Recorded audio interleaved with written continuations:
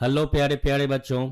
चलिए आज हम फिर एक चैप्टर को समझते हैं और वो है the making of a scientist. तो इसके राइटर कौन हैं? तो राइटर हैं रॉबर्ट डब्ल्यू पीटरसन। बिल्कुल हम एग्जाम के पॉइंट ऑफ व्यू से पढ़ेंगे, थोड़ा सा भी ज़्यादा समय बर्बाद नहीं करेंगे। यह एक साइंटिस्ट का जर्नी है और वो साइंटिस्ट कौन है? तो वो है रिचर्ड एच एब्राइट, यानी रिचर्ड एच एब्राइट का ये बायोग्राफी है।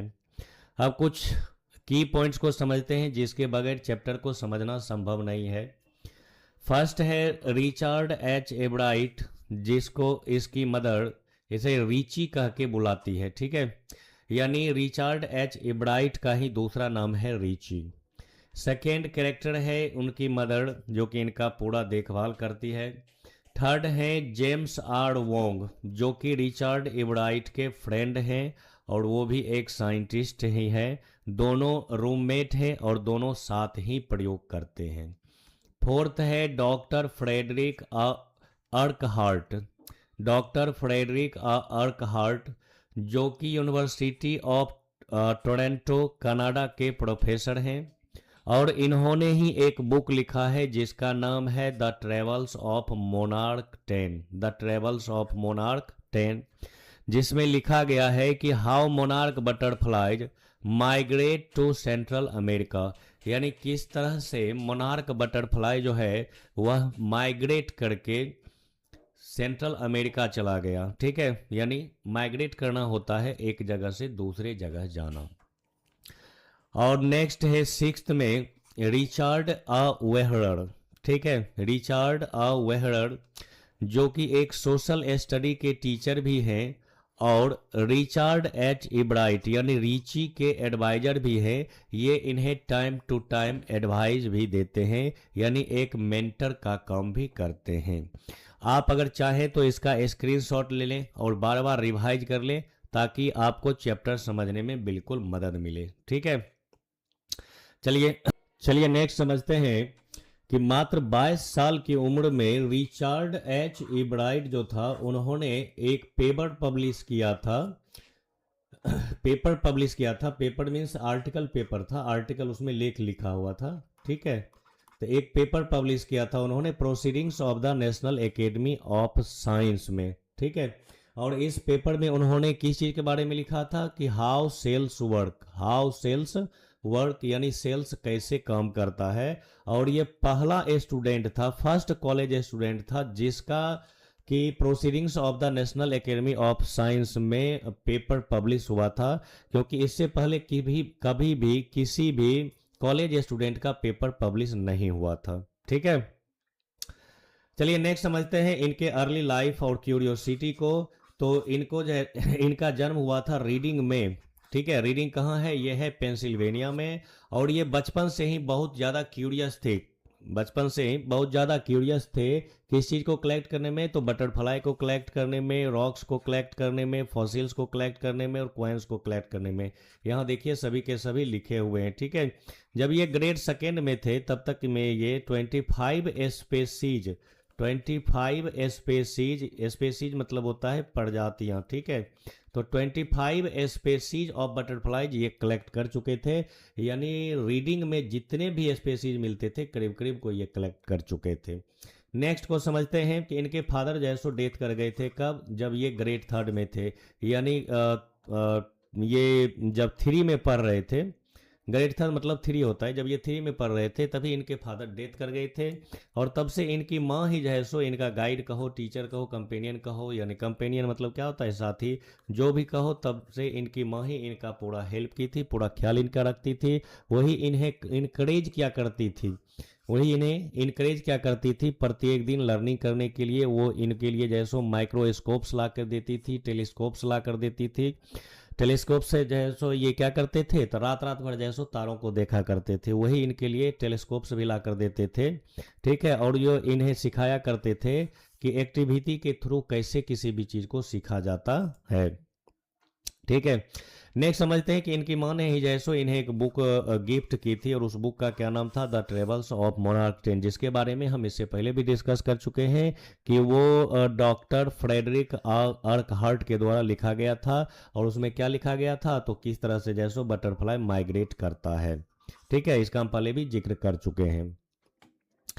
नेक्स्ट और उसमें यह भी लिखा गया था कि अगर कोई भी जैसो अगर कोई भी डॉक्टर फ्रेडरिक और ओरहार्ट के साथ काम करने का इच्छुक है, ठीक है, तो वो उसको इनवाइट भी किए थे कि अगर कोई इच्छुक है तो वो उनके साथ काम कर सकता है या लेटर लिख के उनसे कन्वर्सेशन कर सकता है, लेटर के थ्रू कन्वर्सेशन कर सकता है। ठीक है, फिर इनको जैसो डाटा कलेक्शन की जरूरत था बटरफ्लाई के बारे में, ये डाटा कैसे कलेक्ट कर सकते थे। तो डाटा क्या कलेक्ट करना था कि आखिर ये माइग्रेट होके जैसो कितना ज़्यादा दूर तक जा पाता है। तो इसके लिए मोनार्क 10 बुक में डॉक्टर फ्रेडरिक और हार्ट जो थे उन्होंने सजेस्ट किया था कि आप जो है सो बटरफ्लाई जो है उसके विंग्स में कोई लाइट अधेसिव स्टिकर को चिपका देना। ठीक है, एक ऐसा स्टिकर चिपका देना जो कि हल्का भी हो और लाइट भी करे। तो इससे ये पता चलेगा कि आखिर इस बटरफ्लाई को किस जगह पर छोड़ा गया था और ये फ्लाई करके कितना दूर आ चुका है। तो इस काम के लिए तो इनको बहुत सारा बटरफ्लाई की जरूरत थी, तो लेकिन ये उतना बटरफ्लाई लाते कहाँ से, क्योंकि बटरफ्लाई जो ये कलेक्ट करते थे तो बटरफ्लाई जिस जगह पर ये रहते थे रीडिंग में, उस जगह पर ये समर सीजन में जो है सो लास्ट का जो 6 वीक्स था, सिर्फ इसी 6 वीक्स में ये बटरफ्लाई कलेक्ट कर सकते थे। इसके अलावा और कभी भी वहां पर बटरफ्लाई मिलता नहीं था। तो इनको ज्यादा बटरफ्लाई की जरूरत था। किस चीज के लिए जरूरत था, तो उसको टैग करने के लिए, ये मोनार्क बटरफ्लाई को टैग करने के लिए ज्यादा जरूरत था। तो इन्होंने क्या किया कि सोचा कि चलो इसका जो है सो रिप्रोडक्शन करवाते हैं। तो रिप्रोडक्शन के लिए क्या किए कि बेसमेंट जो इनका था, इनके घर का जो बेसमेंट था, उसी में ये थाउजेंड्स ऑफ बटरफ्लाई को रखने लगे थे, यानी रिप्रोडक्शन में लगा दिए। ये उसके लाइफ साइकिल को जो है सो देखने लगे। जैसे ये सबसे पहले एग्स लेते थे, एग्स से कैटरपिलर तैयार होता था, फिर उससे प्यूपा तैयार होता था, प्यूपर से जैसो एडल्ट बटरफ्लाई तैयार होता था और एडल्ट बटरफ्लाई के विंग्स में जैसो ये लाइट अधेसिव स्टिकर को चिपका दिया करते थे। तो इस तरह से जैसो ये सिस्टमेटिकली जैसो ऑब्जर्व करते थे उस चीज को। ठीक है, तो अब जो है सो थोड़ा सा इनको निराशा मिली। जब बहुत सारा काम किए तो थोड़ा सा इनको निराशा मिली। क्या निराशा मिली थी कि जब ये बहुत सारे बटरफ्लाई को, हजारों हजार बटरफ्लाई को ये टैग करके छोड़ दिए थे, तो उसमें से मात्र 2 बटरफ्लाई जो था वो इनको रिकवर हुआ था। और वो भी रिकवर कहाँ हुआ था, तो 75 मील दूर जाकर इनको रिकवर हुआ था। ठीक है, तो थोड़ा सा इनको जो है सो उसमें बोरिंग भी हुआ था और थोड़ा इनका काम जो था वो प्रोसेस भी थोड़ा स्लो हो गया था। ठीक है, लेकिन ये इस बात को समझते थे कि साइंस जो है इसमें क्वेश्चन करने आना चाहिए और एक्सपेरिमेंट करने आना चाहिए, थोड़ा पेशेंस रखना चाहिए, तब जाके हम एक अच्छा साइंटिस्ट बन सकते हैं। ठीक है, चलिए नेक्स्ट देखते हैं बेचारे ये क्या करते हैं।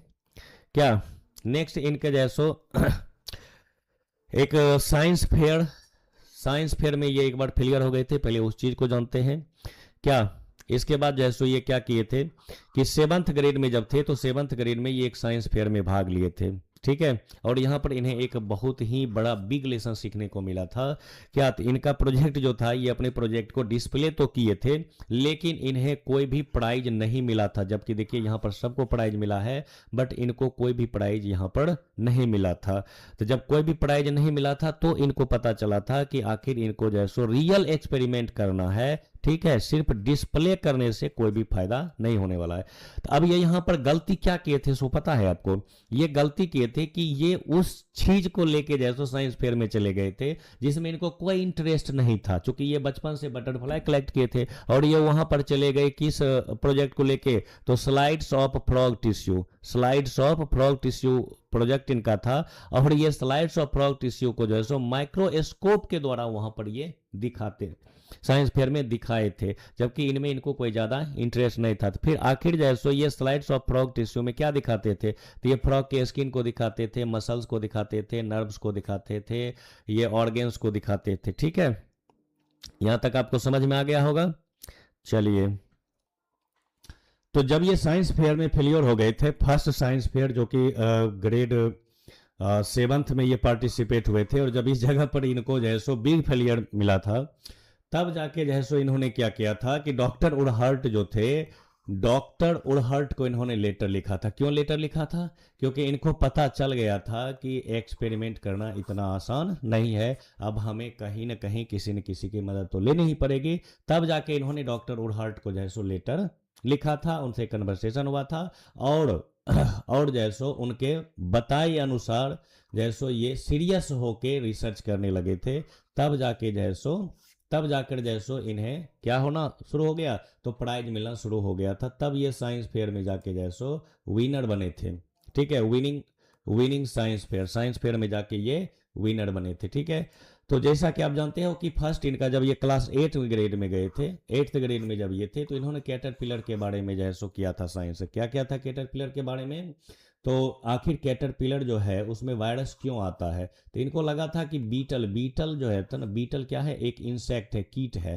तो इनको लगा था कि बीटल के वजह से जो है सो ये बीमारी स्प्रीड होता है, यानी डिजीज जो है वो स्प्रीड होता है। तो इन्होंने क्या सोचा था कि ऐसा करते हैं कि बीटल के प्रेजेंस में ही हम कैटरपिलर को रेज करते हैं।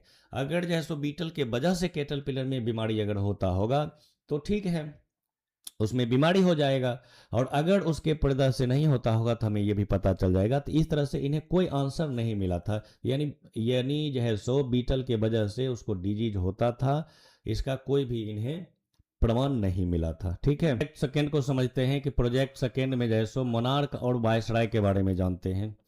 तो आखिर बर्ड्स जो है वह वायसराय बटरफ्लाई को क्यों नहीं खाता है? तो समझना है कि मोनार्क बटरफ्लाई का टेस्ट बहुत ही बैड है, और वायसराय बटरफ्लाई का टेस्ट अच्छा है, गुड है। तो जिसका टेस्ट गंदा है मोनार्क बटरफ्लाई का, उसे तो पक्षी नहीं खाते हैं। यहाँ पर वायसराय बटरफ्लाईज को भी नहीं खा पाते हैं, उन्हें भी अवॉइड करते हैं। क्यों अवॉइड करते हैं?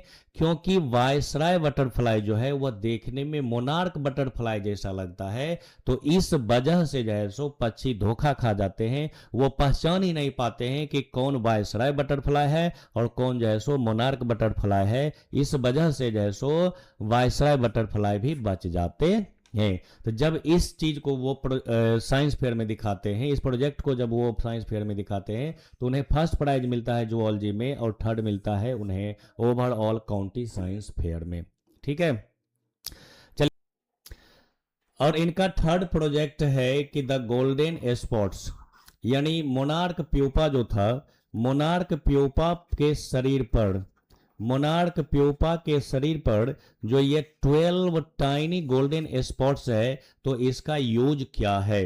तो इसके बारे में उन्होंने जब टेस्ट किया था इसके हार्मोन को, तो पता चला था कि ये 12 टाइनी गोल्डन स्पॉट्स जो है वह इसेंशियल है, ठीक है, इसके डेवलपमेंट के लिए। ठीक है, ये जो हार्मोन जो प्रोड्यूस कर रहा था, ठीक है, ये उससे 12 टाइनी गोल्डन स्पॉट जो था उससे हार्मोन प्रोड्यूस हो रहा था, और वह हार्मोन जो था वह इसेंशियल था, जरूरी था इसके डेवलपमेंट के लिए। तो जब इस प्रोजेक्ट को ये सबमिट किए थे साइंस फेयर में, तो इन्हें मिला था फर्स्ट प्राइज काउंटी फेयर में, और इन्हें जैसो international science and engineering science fair में प्रवेश करने का मौका मिला था। ठीक है, एंट्री मिला था, ये इंजीनियरिंग भी था। ठीक है, एंट्री करने का मौका मिला था। ठीक है, चलिए नेक्स्ट समझते हैं। और अब जो है सो इन्हें रिसर्च करने का जो अपॉर्चुनिटी मिला था, तो जब ये प्रोजेक्ट सम्मिलित करते थे, प्रोजेक्ट जब ये सबमिट करते थे, तब इन्हें रिसर्च करने का इन्हें मौका मिलता था। ठीक है, तो ये कहाँ कहाँ वर्क किए थे, कहाँ कहाँ रिसर्च करने गए थे? तो एक तो गए थे वाल्टर रीड आर्मी इंस्टीट्यूट में रिसर्च करने का इन्हें मौका मिला था, और सेकेंड जो है सो इन्हें US department of agriculture lab, इसमें भी इन्हें रिसर्च करने का मौका मिला था, और वहाँ पर ये लोग एडवांस्ड इंस्ट्रूमेंट्स का इस्तेमाल करते हैं। ठीक है, देखिए बेचारा कितना खुश है, किसका इस्तेमाल करते थे? एडवांस्ड इंस्ट्रूमेंट्स का वहां पर ये लोग इस्तेमाल क्या करते थे, आप इस चीज को याद रखिएगा। ठीक है, इन्हें जैसो हार्वर्ड यूनिवर्सिटी से ये ग्रेजुएशन किए थे। ग्रेजुएशन कहाँ से किए थे? हार्वर्ड यूनिवर्सिटी से ग्रेजुएशन किए थे, जहां पर कि 1510 स्टूडेंट्स में इनको सेकेंड प्लेस मिला था। क्या मिला था? सेकेंड प्लेस यानी सेकेंड आए थे 1510 स्टूडेंट्स में। और इनका जो रूममेट था, रूममेट का चर्चा तो हम इससे पहले भी कर चुके हैं। रूममेट का नाम है जेम्स आर वोंग। क्या है रूममेट का नाम? जेम्स आर वोंग है। इनके कुछ अदर एक्टिविटीज थे उसको भी जान लेते हैं। ये डिबेट भी अच्छा करते थे, पब्लिक स्पीकर भी थे, केनोइस्ट थे। केनोइंग आप समझते होंगे कि छोटा सा जो नाव होता है, छोटा सा पतला सकड़ा सा नाव जो होता है, ठीक है, जिसमें कैसे से हम पतियार चलाते रहते हैं, तो उसी को केनोइस्ट बोलते हैं। और ये नेचर फोटोग्राफर भी थे। ये क्या थे? फोटोग्राफर भी थे, जो कि नेचर का फोटोग्राफी किया करते थे। चलिए कुछ और चीज को समझते हैं।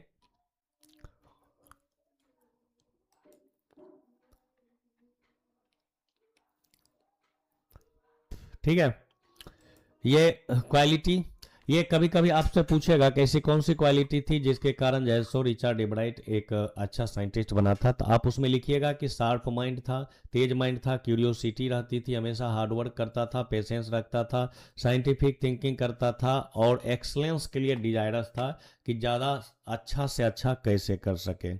ठीक है, अब मैसेज कभी कभी पूछेगा कि इसका मैसेज क्या है। तो आप मैसेज में बस वही एक हम इससे पहले बता भी चुके हैं कि मैसेज में ये है कि ग्रेट साइंटिस्ट बनने के लिए जो है सो किस किस चीज़ की ज़रूरत होती है। कोई भी एक रात में जो है सो ओवरनाइट यानी रातों रात कोई भी साइंटिस्ट नहीं बनता है। उसके लिए क्यूरियोसिटी, एक्सपेरिमेंट और लर्निंग फ्रॉम फेलियर से भी सीखना पड़ता है।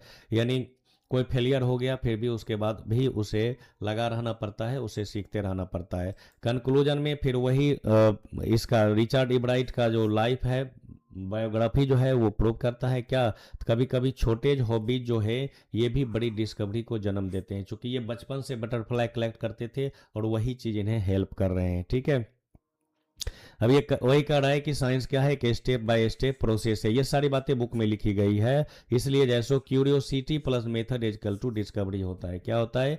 Curiosity plus method is equal to discovery होता है। वीडियो कैसा लगा कमेंट बॉक्स में जरूर लिखिएगा। और अगर आपको वीडियो अच्छा लगा, नेक्स्ट वीडियो अगर आप देखना चाहते हैं तो आप सब्सक्राइब कर लीजिएगा और बेल आइकन को प्रेस कर दीजिएगा ताकि आपको नोटिफिकेशन मिलते रहे। फिर मिलते हैं आपसे नेक्स्ट वीडियो में।